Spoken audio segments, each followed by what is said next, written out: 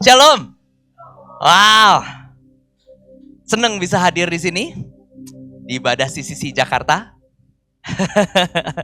Satu pengalaman yang menarik untuk bisa bersama-sama berjalan sama Tuhan dan melahirkan gereja ini. Saya berdoa apa yang Tuhan rindukan lewat gereja ini dapat membangun saudara dan membawa saudara masuk ke dalam rancangan Dia yang sempurna. Dan apa yang Dia rancangkan itu memberkati hidupmu dan berdampak bagi orang lain. Nama saya Yosia Samudra. Kalau tadi diperkenalkan, saya ikut bantu melahirkan gereja ini. Suatu kehormatan untuk bisa jalan bareng sama Tuhan lakukan ini semua.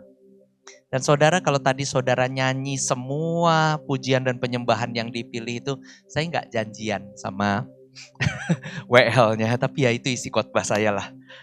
Saudara bisa merenungkan lagu yang tadi dari apa yang nanti mau disampaikan.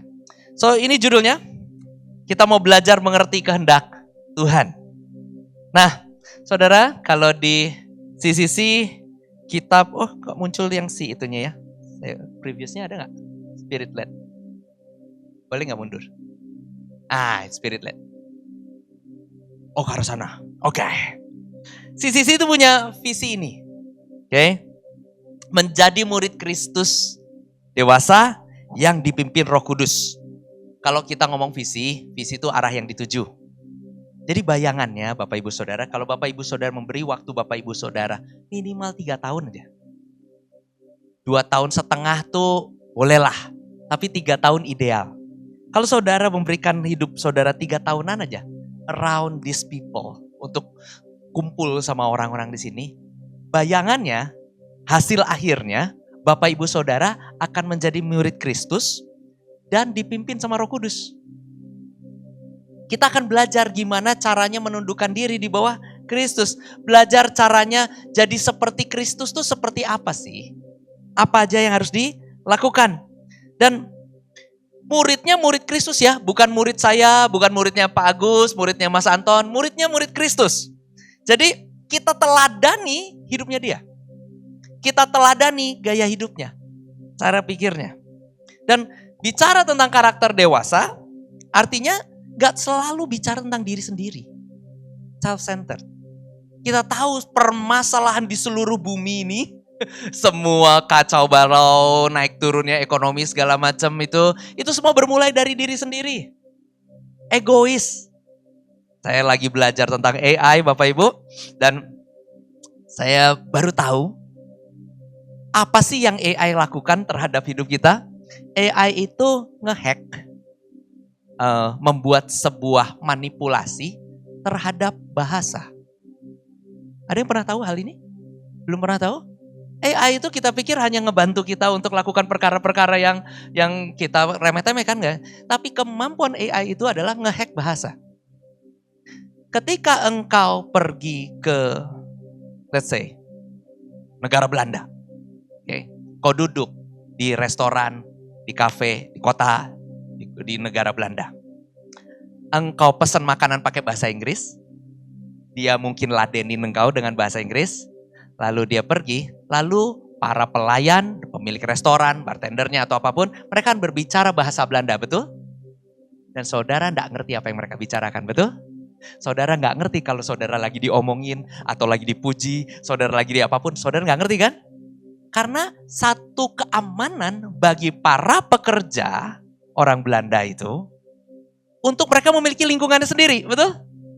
Mereka bisa berdiskusi, orang lain enggak tahu. Itu sebabnya perbankan saudara juga aman kan kalau ditelepon gitu kan. Harus pakai OTP. Saudara ini benar Bapak Anton? Betul, saya coba tanggal lahirnya berapa. Karena suaranya kedengaran gitu. Apalagi kalau video call bisa dilihat itu. AI membuat bahasa sendiri dan mengerti bahasa kita. Saudara ngerti ini? Engkau tidak lagi aman. Kok gak bisa bisik-bisik sama AI di belakang AI? Kok gak bisa bisik-bisik supaya AI-nya gak ngerti gitu, gak bisa, engkau akan diketahui. And that means your own security has gone. Nah, waktu engkau mengerti bahwa mereka bergerak seperti ini, engkau mulai bingung. Gimana cara melindungi diri? Gimana membuat semuanya bisa aman? Dan tahu gak keamananmu hilang itu karena segelintir orang yang self-center berkeputusan, kita harus kejar AI ini, kita harus bikin AI ini. Dan mereka adalah orang-orang kaya di dunia ini, punya power. Sebab pemikiran self-center mereka begini, kalau saya ndak nyemplung, kalau saya ndak riset, orang lain yang riset, saya akan jadi budak orang itu karena orang itu pegang teknologinya. Problem di dunia ini karena cara pandang self-center begitu. Saya agak was-was akan masa depan, tapi saya punya pengharapan dan percaya. Karena apa? Ada Allah yang jauh lebih besar dan menguasai semuanya. Dan dia tahu persis memang harusnya tanggal sekian AI-nya lahir. Dan dia tahu persis bahwa semuanya dia prediksi. Dan dia punya rancangan tak terbantahkan, tak tergagalkan. Kalau dia berfirman semuanya pasti jadi. Dan kita, anak-anaknya, kita adalah orang-orang yang telah ditebusnya.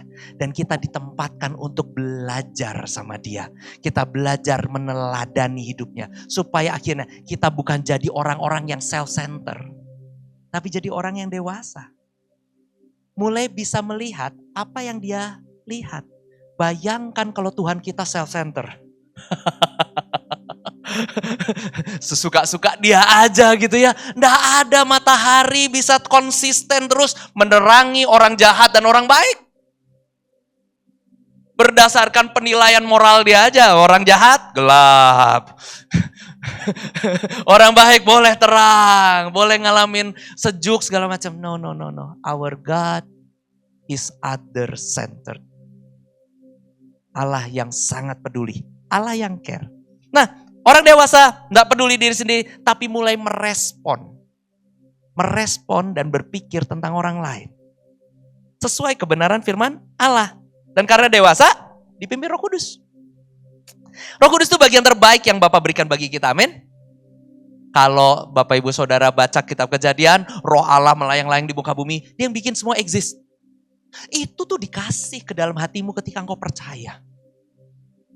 Jadi mulai take a moment, beberapa detik mulai pikirin gini. Di dalam dirimu ada pribadi Allah yang bikin semua alam semesta ini. Dan dia hidup dan tinggal.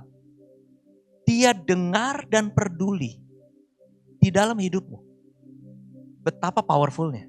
Dia the best part yang Bapak berikan buat kita. Dia tahu, Bapak tahu. Kita jalanin hidup tuh gak bisa sendiri. Makanya dikasih Roh Kudus. Soalnya kita digambarinnya begini kan. Domba. Tahu saudara domba? Pernah berinteraksi dengan domba? Oh, oke. Domba itu gak punya alat pertahanan diri. Kukunya gak tajam. Dia gak bisa menggigit. Dia bisa ngunyah. Dia bisa marah ngambek gitu. Tapi ya harmless. Dia coba seruduk juga. Domba biri-biri. Ya kasihan kamu, lucu kamu ya. Apa sih ini gitu. Kita digambarkannya begitu. Amin. Alat pertahanan gak ada. Dan gini. Dia sangat bergantung sama gembalanya untuk hidupnya. Ada satu kali ada domba yang kabur. Gak ada lagi deket-deket sama gembalanya. Dan berminggu-minggu hilang. Malah bulan kalau gak salah. Akhirnya ketemu lagi. Waktu ketemu, bulu di dombanya itu sudah sangat lebat. Sangat besar. Dia jadi gumpalan kotor gitu. Gumpalan. Karena bulu-bulu itu nyangkutin semua debu, kotoran segala macam.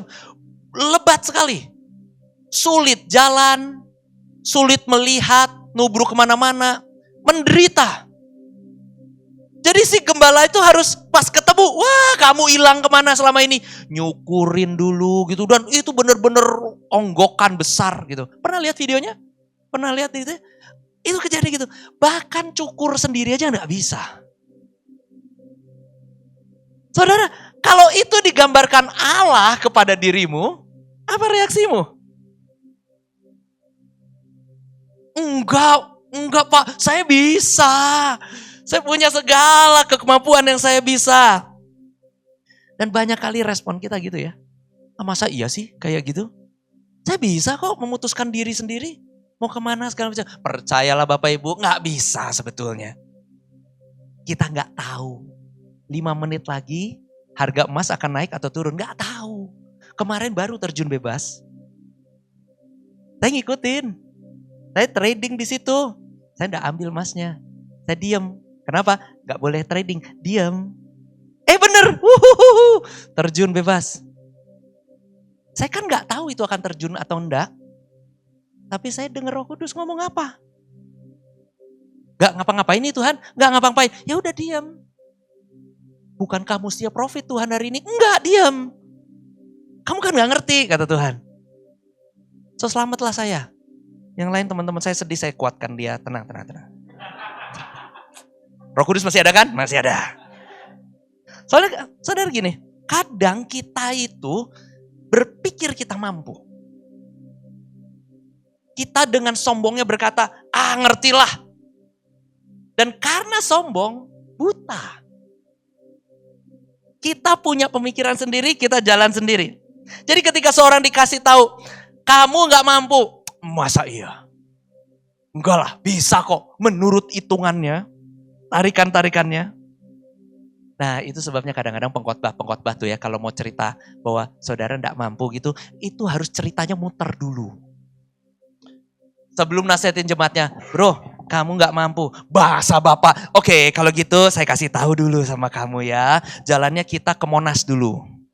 Dari Monas nanti kita balik lagi ke Kota Tua, nanti dari Kota Tua balik lagi baru ke Halim, baru ke Bekasi sini. Supaya orangnya bisa ngerti. Tapi mudah-mudahan di sini gak ada, amin.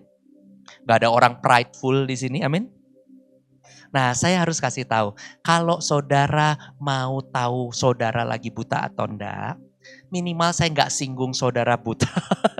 Karena saya juga tersinggung kalau saya suka dibilang sama Tuhan, kamu nggak ngerti apa-apa Yos gitu ya. Tuhan kasih tahu jalannya. Kadang kita harus dipancing untuk melihat. Mau nggak kamu dituntun? Mau nggak kamu dibawa mengerti? Supaya kamu ngerti ada benefitnya. Kita suka nggak suka dibilang nggak ngerti, jadi dikasih tahu, nih ada benefitnya untuk mengerti ya. Apa sih benefit dari mengerti apa yang Tuhan mau? Bukan cuma sekedar melepaskan kita dari semua yang kita tidak tahu, tapi kita bisa dapat penyediaan. Siapa yang mau dapat penyediaan dari Tuhan? Mau semua ya? Di Bandung ada mentor saya juga, salah satunya Kobudi Hermawan. Dia certified John Maxwell trainer. Dia khotbah di CCC Bandung. Dia ceritakan dari ayat Proverbs 29 ayat 18. The message. Ini bilang ini, if people cannot see what God is doing, they stumble all over themselves. But when they attend to what He reveals, they are most blessed. Ini 29 ayat 18, the message. Nah terjemahannya nih semoga ada. Nah. Jika orang tidak dapat melihat apa yang sedang Tuhan lakukan, mereka akan tersandung sendiri. Tapi ketika mereka memperhatikan apa yang Dia singkapkan, mereka akan sangat diberkati. Inti cerita ayatnya tuh bilang begini, penyediaan Allah baru ada kalau engkau berada di tempat di mana Dia sedang kerja. Intinya begitu. Kalau orang bisa lihat apa yang dia lagi kerjain, dia bisa membuka dan memperhatikan apa yang Tuhan mau buat hidupnya dia. Dengan kata lain, a vision being given. Sebuah arah, sebuah tujuan diberikan. Maka orang itu akan diberkati. Waktu saya bicara tentang provision, orang-orang senang. Karena itu yang diharapkan. Mereka nggak suka dikasih tahu bahwa mereka nggak ngerti apa-apa, tapi ketika dikasih tahu bahwa, ada penyediaan Tuhan, mau. Aku mau. Dan saya berdoa dari benefit yang diberikan, saudara bisa melihat kebutaan kita sendiri. So Tuhan pengen supaya kita dapat berkat, dan ini bukan teologi kemakmuran. Dia pengen kita tahu gimana cara dapetinnya. Yaitu dengan melihat apa yang Tuhan sedang lakukan. Kalau kita dapat melihat apa yang Allah sedang kerjakan di hidup kita. Nomor satu itu dulu. Dan memperhatikan apa yang dia singkapkan, dengan kata lain ngerti visinya, kita akan melihat diri kita diberkati. Penyediaan Tuhan baru terjadi ketika itu terlihat. Namanya ada yang diperhatikan dulu di sini ya. Yang harus diperhatikan itu apa yang dia lakukan. Bukan apa yang kita lakukan. Kebutaan mata sekali lagi karena self-centered. Kita lihat diri sendiri, bikin masalah seluruh dunia. Kita lihat diri sendiri bahwa kita, pokoknya saya harus selamat, saya harus aman. Saya pikir saya bisa aman segala macam. Kita tuh gak tahu bahwa kita buta, tapi kita terus aja maksa. Kita tidak memperhatikan apa yang dia mau. Apa yang dia sedang kerjakan di hidup kita. Ini musimnya lagi apa sih? Lagi benerin fondasi. Ya enggak apa-apa, benerin fondasi dulu. Setia aja dulu benerin fondasi. Diajar percaya, diajar penuh dengan kasih, diajar sabar, diajar tekun. Setia aja dulu. Tapi buahnya enggak muncul-muncul Tuhan. Tekun lagi, oke. Sabar lagi. Tapi sampai kapan Tuhan? Tekun lagi, oke. Melihat apa yang dia kerjakan. Kita pengennya buahnya. Dia sedang melihat apa yang dia mau kita kerjakan. Waktu kita lakukan itu, kita baru akhirnya berada di tempat yang tepat. Lakukan hal yang tepat. Ilustrasinya kayak gini. Kalau saudara jadi ajudannya Pak Prabowo. Pak Prabowo sekarang presiden ya. Dan kalau Bapak Ibu Saudara tahu Mayor Teddy? Oke. Pernah lihat waktu itu Menteri Susi, mantan Menteri Perikanan main ke kantornya, pernah lihat klipnya? Oke, kantornya bagus banget. Luar biasa banget, rapi, besar, stafnya banyak, segala macam gitu. Dulu Mayor Teddy ini perwira, ajudan biasa. Ketika Pak Prabowo jadi presiden, beda kelasnya sekarang. Betul-betul ruangannya, treatment yang dia terima dan lain-lainnya. Nah, mengerti apa yang Tuhan kerjakan itu kira-kira gambarannya begitu. Engkau jadi ajudannya Tuhan. Jangan sampai Tuhannya ke kanan, kitanya di kiri. Provisionnya gak ada di kiri, provisionnya ada di sana. Karena Tuhannya ada di kanan, jadi kita harus geser. Ikut. Tuhan, kau maunya kemana? Kiri sekarang. Oh iya, gue kiri Tuhan.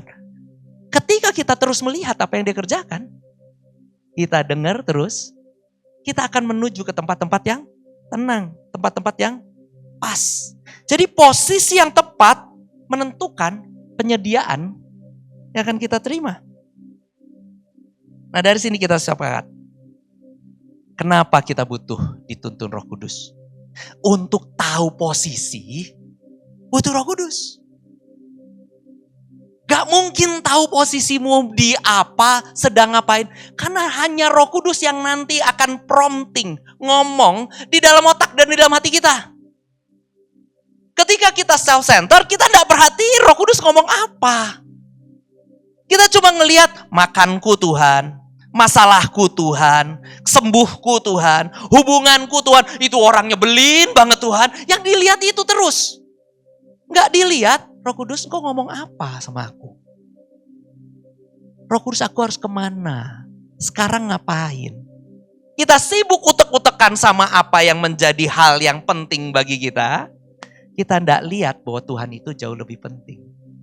Saudara bisa lihat ini? Jadi kalau kita mulai memberikan porsi yang tepat.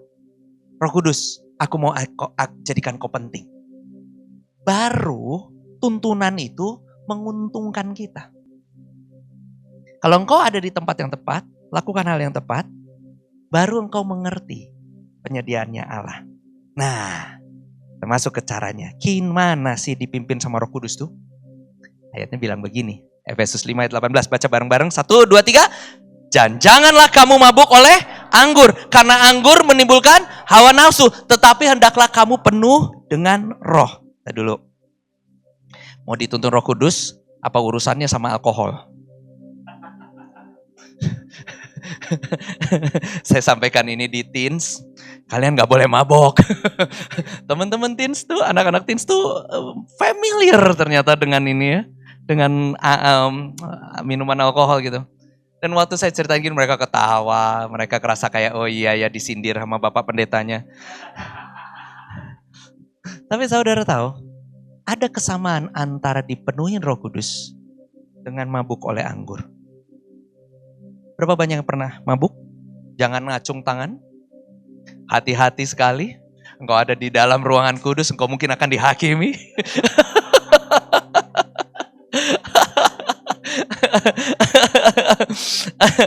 Tapi kita sama-sama tahu, oke? Efek orang mabuk anggur itu, mereka melakukan hal-hal di luar pertimbangan logika mereka. Maksudnya sih mau masuk ke pintu itu, tapi entah kenapa jalannya logikanya mestinya ke sini, tapi saudara mengerti hal ini? Berarti mungkin saudara pernah punya pengalaman ya? Gak ada di ruangan ini, gak ada. Gak ada. Oh, Lord help us. Nah, orang yang mabuk kadang-kadang suka curhat, betul? Mereka duduk, terus mereka cerita, bapak saya itu begini, begitu, begini, begitu. Istri saya, suami saya, dan seterusnya. Mereka lebih bisa ekspresikan sebebas-bebas diri. Tidak terkontrol tapinya. Dan seringkali akhirnya gara-gara hal-hal begitu ya, kita suka nyebut alkohol itu serum kejujuran. Karena remnya untuk jaim blong. Ngomong terus begitu. Orang-orang yang berada di bawah pengaruh alkohol tidak dapat mengendalikan diri mereka sendiri. Demikian juga harapan Paulus. Kalau orang dipenuhi Roh Kudus, remnya blong untuk jaim. Mereka ngikut sama apa yang Roh Kudus mau. Kau tidak bisa nurut sama Roh Kudus kecuali engkau dipenuhi betul sama Roh Kudus. Dan gambaran jelasnya engkau benar-benar kayak mabok. Tidak ngambil keputusan sendiri. Engkau biarkan Roh Kudus mengekspresikan dirinya lewat hidupmu. Bedanya, ketika seseorang dipengaruhi alkohol, ekspresi yang keluar melulu tentang diri mereka. Masalah saya, sakit hati saya, problem saya, itu doang. Harapan yang tidak kesampaian. Saya punya anak teens, tanggal 31 tahun kemarin itu, mestinya janjian sama youth pastornya pergi ke Jakarta. Dia enggak bangun. Dan WA ketika udah ditungguin subuh-subuh gitu jam 5 mesti datang ke tempat kumpul konvoy gitu. Ini anak enggak ngebales gitu. Jadi ditinggal. Dan karena ditinggal baru jam 7 gitu dia ngomong, sorry kak gak ikut, kenapa? Ada tugas, ada kerjaan. Semua pada mikir, tugas kerjaan apa di tahun baru? Anaknya masih SMA. Oh urut tuh punya urut gitu. Ternyata teman-temannya datang tahun baruan dengan membawa segala botol-botol yang ada. Dan di situ dia bertobat, bilang minta maaf katanya karena teman-temannya semua yang bermuntah-muntah ria di kos-kosannya dia dan segala macam. Kita terus datang sama dia, kita bully dia. Kamu gak mau ikutan maboknya, kamu gak ikutan betul-betul di bawah ini ya. Tapi saya akhirnya bisa punya kesempatan untuk cerita, kamu mestinya bisa dipenuhi Roh Kudus. Kamu betul-betul bisa lihat kan, temenmu akhirnya ngaco. Kalau kamu dipenuhi Roh Kudus, efekmu begini. Selalu menghasilkan semua perbuatan yang baik, cara hidup yang benar, dan sesuai dengan ajaran yang benar. Semua ayat yang saya ambil ini dari terjemahan sederhana Indonesia, saudara bisa baca itu di Efesus Paulus betul-betul ingin dan rindu kita semua ada di bawah pengaruh Roh Kudus sehingga cara hidup kita benar.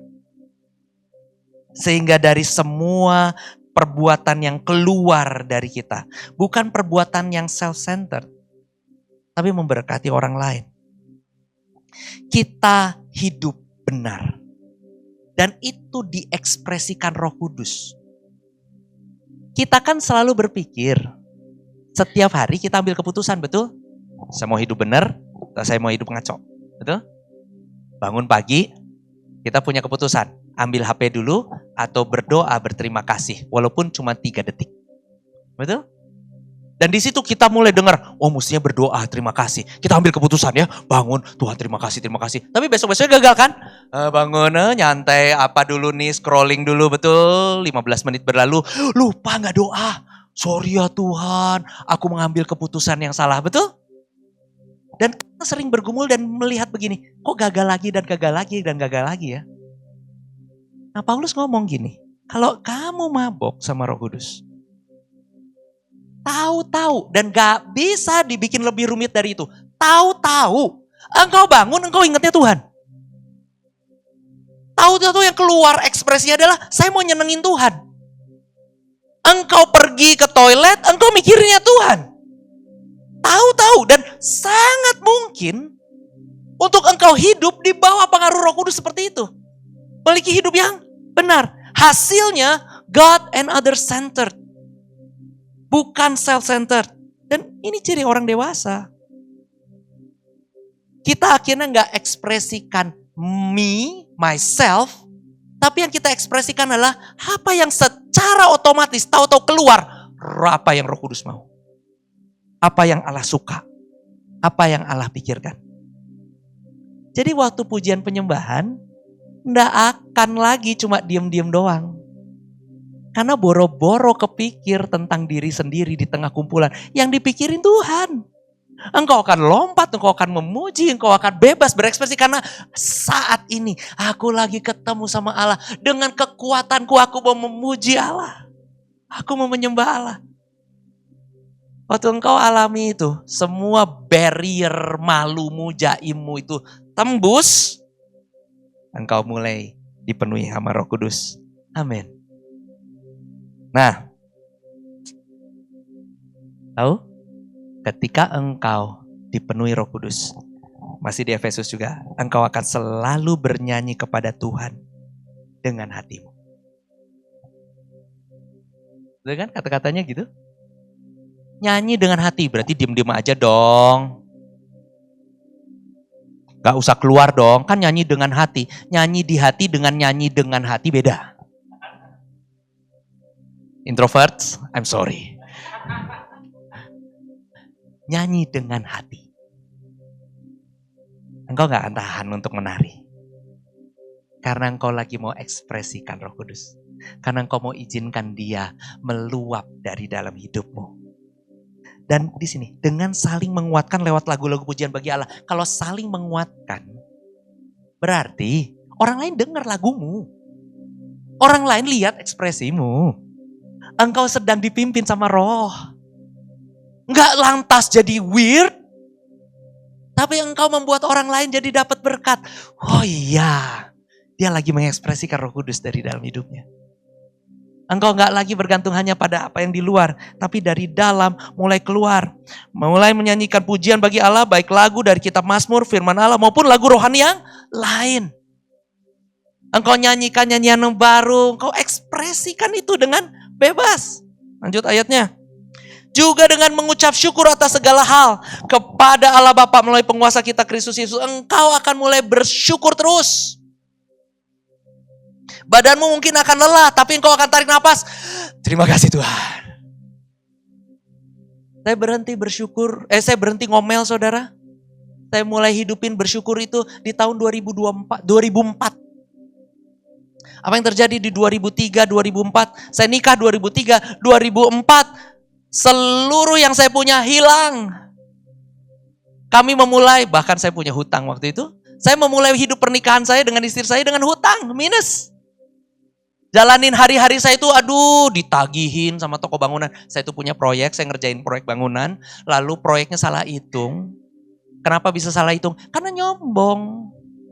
Karena pikir saya adalah domba yang mengerti segala sesuatu. Saya tahu bagaimana caranya membangun rumah. Domba suruh bangun rumah. Tapi itulah saya. Itulah saya. Dan saya dengan pedenya ambil kliennya, kerjakan semuanya. Gas. Waktu di gas, jeblok. Jebloknya gede sekali. Sampai kalau rumah saya hari itu dijual, mobil saya dijual itu, utang saya masih gede. Dan gak bisa bayar. Tapi karena pride, karena sombong. Dan di situ Tuhan nanya, karena setiap hari kan bangun pagi kan siap menghadapi telepon kan. Mukanya jadinya langsung mesem gitu kan. Terus Tuhan langsung ngomong gini, Yos, kenapa kamu? Sedih Tuhan. Kenapa sedih? Punya utang banyak Tuhan, dulu gak pernah punya utang.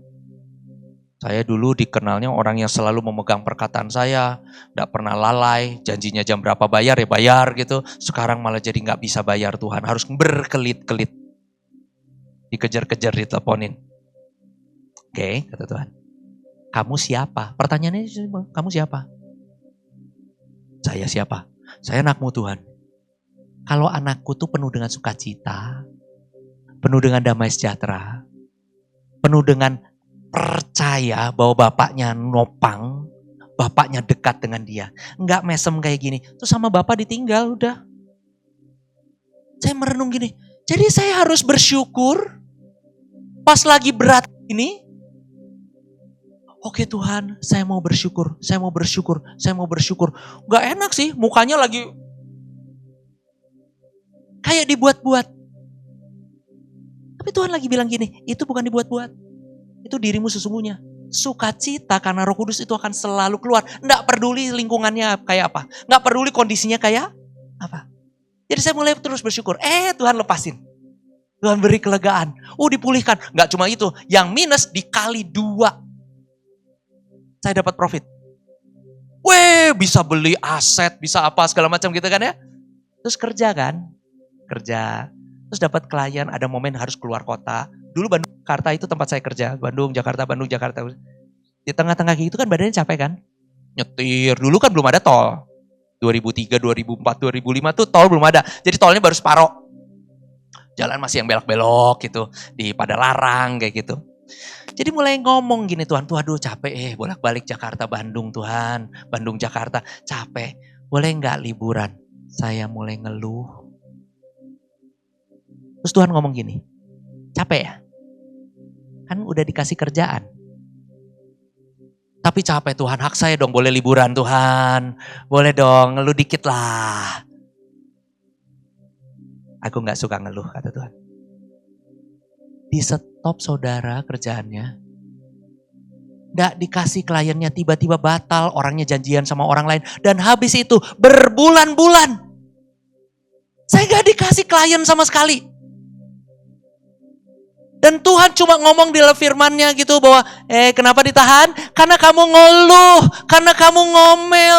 Kamu dikasih yang baik, bukannya thank you. Ceritanya karena badannya capek.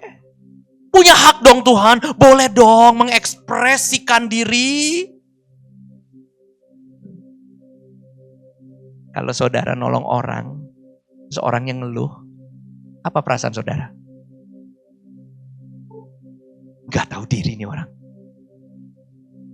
Itu saya ke Tuhan. Dan wajar banget kalau Tuhan harus mendidik saya. Jadi di stop sama dia kerannya. 6 bulan ada lebih saya tuh nganggur. Sampai berlutut nangis-nangis, Tuhan sorry. Nggak lagi deh ngeluh. Ampun Tuhan, ampun 6 bulan Tuhan sorry. Bener sorry, ampun Tuhan. Bulan kedua. Ampun Tuhan bener. Buka lagi dong kerannya Tuhan bolehlah. Sorry salah kemarin sorry. Bener kamu bertobat. Bulan keempat. Nggak ada klien. Sampai ada satu orang tiba-tiba Tuhan utus. Suruh ngerjain kotak kecil, kantor kecil.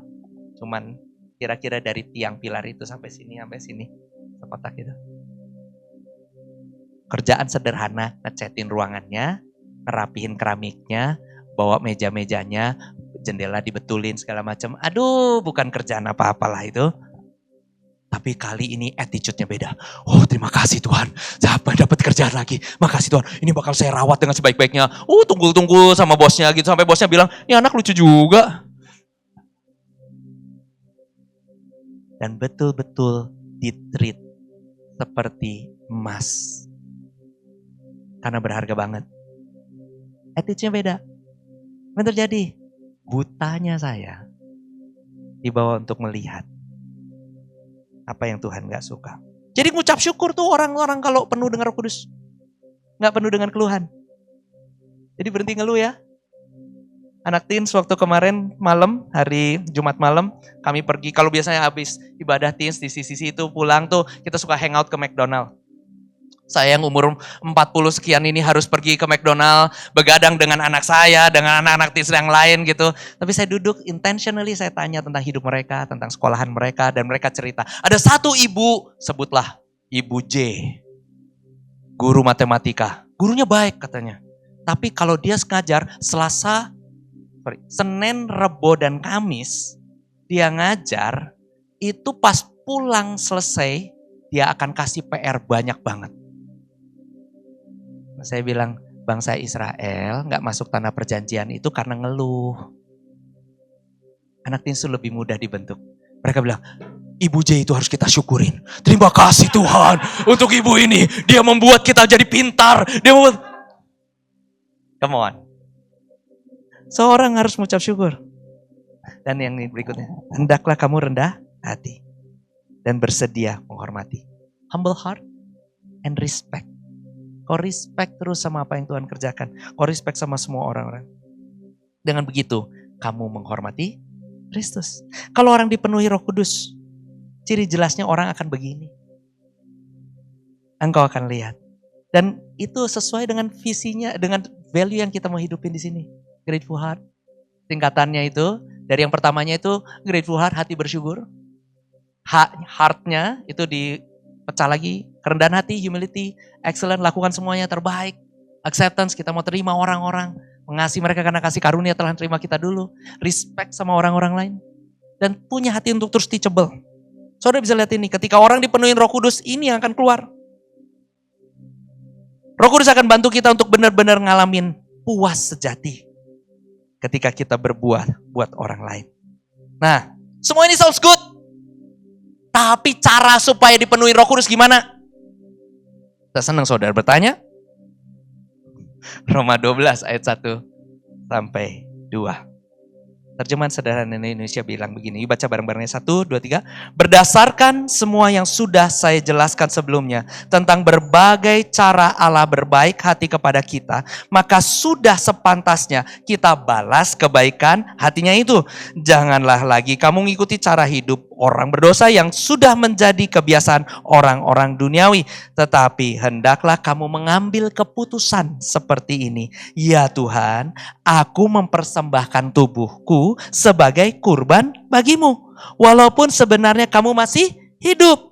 Keputusan itu merupakan persembahan yang suci dan menyenangkan hati Tuhan. Terusin dong. Dia akan memperbarui pikiranmu. Oh, belum ada. Dia akan memperbarui pikiranmu masing-masing. Sehingga kamu bisa mengetahui apa kehendaknya bagimu dan apa yang terbaik dalam setiap keadaan. Kamu semua akan dimampukan untuk mengerti dan memilih apa yang baik, yang paling tepat dan menyenangkan hati Tuhan. Kita bahas dulu satu-satu ini ya. Allah udah baik belum sama kita? Kasih karunia-Nya udah dikasih. Dan nanti di minggu-minggu berikutnya dan sepanjang hidup saudara, saudara akan banyak belajar tentang Injil dan grace. Injil itu apa sih? Injil itu engkau selamat karena Yesus mati bagimu. Itu bukan usahamu, itu pemberian Allah. Allah yang kerjain. Dan betapa powerfulnya apa yang dia kerjakan untuk hidupmu. Mustinya ketika engkau hidup dari Injil, engkau akan mengerti bahwa kekuatanmu gak ada artinya sama sekali. Dan engkau harus bergantung pada Gembala yang agung itu. Dan bilang begini, semua cara Allah berbaik hati kepada kita, ini Paulus yang nulis ya, Roma ini ya, itu udah dikasih tahu. Maka sesudah kamu ngerti semua kebaikan Allah itu, kamu mestinya merespon, ngebales kebaikan hati Tuhan. Kebaikan hati Tuhan itu dibalas dengan cara jangan kamu ikut cara hidup berdosa yang sudah jadi kebiasaan orang-orang yang lain. Ngerespon apa yang Tuhan kasihkan. Artinya kan gini, matanya nggak ngelihat tentang dirimu. Ngelihat dulu apa yang dia mau dan mulai ikutin. Responin. Itu yang Tuhan minta. Ini caranya ya supaya engkau dipenuhi Roh Kudus ya. Dan dari situ hendaklah kamu ambil, kata saya, keputusan. 1, 2, 3. Hendaklah kamu ngambil keputusan seperti ini. Ya Tuhan, aku mempersembahkan tubuhku sebagai kurban bagimu. Tahu gak saudara? Ini kunci pertamanya engkau akan dipenuhi Roh Kudus. Engkau mulai ngambil keputusan. Jadi gak cuma sekedar lip sync, kau ambil keputusan bilang gini, aku mempersembahkan tubuhku. Aku berikan ini Tuhan, sebagai persembahan yang hidup. Praktek hari-harinya gimana sih? Waktu nanti ada godaan dari sisi iblis, gak usah doa lah, capek. You say no. No, saya mau mempersembahkan tubuh buat Tuhan. Saya mau berdoa. Engkau malas baca firman. Aduh, ini udah momennya untuk betul-betul merem, tidur. No, saya harus bangun, saya harus baca firman. Engkau kesal sama orang. Engkau kesal banget, orang itu udah nyakitin, nyebelin segala macam. Firman bilang, engkau harus ampunin, engkau harus kasihin. Engkau harus doakan dia. Dari situ engkau bilang, pengennya sih tak kutukin sampai 18 keturunan. Tapi engkau bilang, no. Aku akan ampunin. Aku akan berkatin. Ketika engkau harus berhadapan pada Tuhan, ini harus aku berikan kepadamu, atau harus kau simpen sendiri. Kau akan berkata, ya aku mau berikan sama Tuhan. Pada waktu engkau lakukan semuanya itu, engkau lagi mempersembahkan tubuhmu. Engkau lagi bikin keputusan, Tuhan lebih penting. Aku lagi dikorbankan. Dagingku sih yang gak suka semuanya itu. Tapi si daging itu aku taruh di mezbah. Biar terbakar semua. Amin. Lanjutkan. Keputusan itu merupakan persembahan yang suci. Oh belum lewat. Dang, tolongin. Nextnya. Keputusan itu merupakan persembahan yang suci dan menyenangkan hati Tuhan. Dia akan memperbarui pikiranmu masing-masing. Jadi kalau saudara lakukan itu, pikiranmu diperbarui. Engkau jadi mulai mikirnya beda. Enggak jadi orang self-centered, engkau mulai mikirin Allah. Dan di sini yang menarik.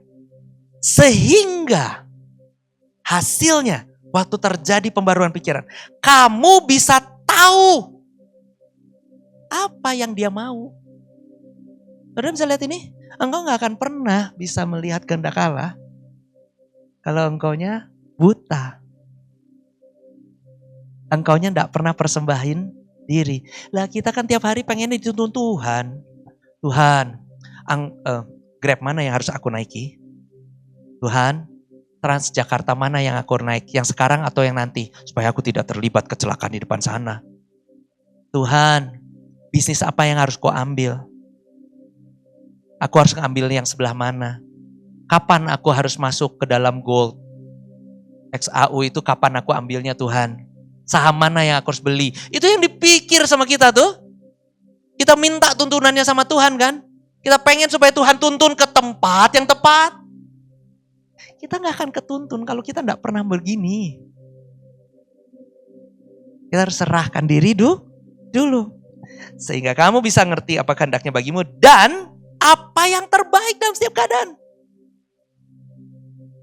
Mulai izinkan dia mengekspresikan dirinya keluar.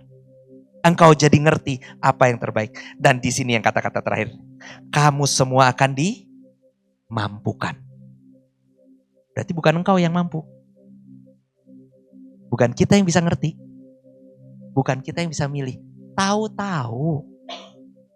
Tahu harus berhenti berinvestasi. Tahu. Sekarang masuk investasinya. Engkau gak gerasa gerusu, bener nih tahan 6 bulan. Hah bener tahan 6 bulan? Ini bukan insight saudara nanti tahan investasimu 6 bulan. No, bukan. Tapi engkau tahu kapan? Ketika engkau Tuhan ngomong sendiri. Dan gini loh, mungkin Tuhan suruh saya diam. Tuhan mungkin gak suruh saudara diam. Beda-beda. Tapi engkau akan tahu setiap keadaan. Apa yang harus kau pilih? Dimampukan untuk ngerti, dimampukan untuk memilih. Apa yang baik, yang paling tepat, dan menyenangkan hati Tuhan. Dan ini akan saya tutup. Saudara, Kristus memberikan dirinya digantung di kayu salib. Supaya kasih Roh Kudus buat saudara dan saya. Dan keunikan dari kekristenan adalah semuanya itu Tuhan yang nanggung. Semuanya Tuhan yang kerjakan. Kalau saya sampaikan begini dan saudara belum mengerti, bagus. Gali lebih dalam. Belajar lebih dalam. CCC Bandung sudah ngalamin 3 tahun. Dibongkar bangkir cara mikirnya. Semua effort itu ditaruh di belakang. Semua kemalasan karena ceritanya gantung sama Tuhan, itu juga dibubarkan. Sehingga engkau menjadi orang yang tepat sesuai yang Tuhan mau. Engkau bergantung penuh, tapi engkau juga jadi orang yang berharap penuh dan lakukan yang terbaik. Dan di sini kami semua mulai menyaksikan selama 3 tahun betapa Tuhan itu menuntun. Setiap hal dia menuntun. Kristus tuh mati bagi kita karena kita gak bisa selamatin diri. Agama lain selalu punya caranya menyelamatkan diri. Entah berdermalah, entah ketaatan penuh dan mutlak. Sebab kalau gak taat dihukum mati. Kalau gak taat ngalamin harus bayar ini dan itunya di sana. Semua bayaran diusahakan oleh orang untuk membawa keselamatan mereka. Kristen Anda, Kristus yang bayar. Dan tahu gak syarat terimanya apa? Percaya doang. Bisa gak lihat? Atau kita akan jadi terjebak untuk berkata, masa sih cuma percaya doang? Buta kan? Kayak domba-domba itu kan? Atau sisi yang satunya lagi. Saya cuma percaya. Terjadilah Tuhan, aku tinggal tidur, tarik selimut. Nyantai aja. 2 respon ini bukan respon yang Tuhan mau. Dia mau engkau meresponi undangannya dengan hatimu. Kita tundukkan kepala.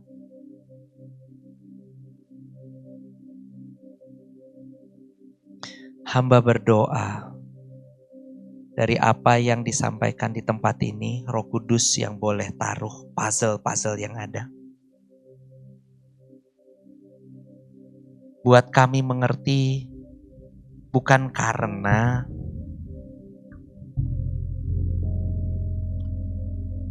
pengajarannya, topiknya, tapi kami mengerti karena Roh Kudus bikin jelas bagi kami. Tuhan, biarkan kami mengerti kehendak-Mu. Bukan dengan kekuatan kami, tapi lewat kekuatan Roh Kudus. Hamba tahu ini membingungkan banyak orang. Tapi hamba percaya taburan firman-Mu itu mulai masuk. Jadikan hati setiap yang hadir, hati yang subur dan menerima. Dan di dalam nama Yesus, kekuatan Roh Kudus boleh memampukan mereka untuk menjadi pelaku-pelaku firman. Kami bersyukur Bapa, kami berterima kasih dan memuliakan nama-Mu. Dalam nama Yesus kami berdoa. Amin.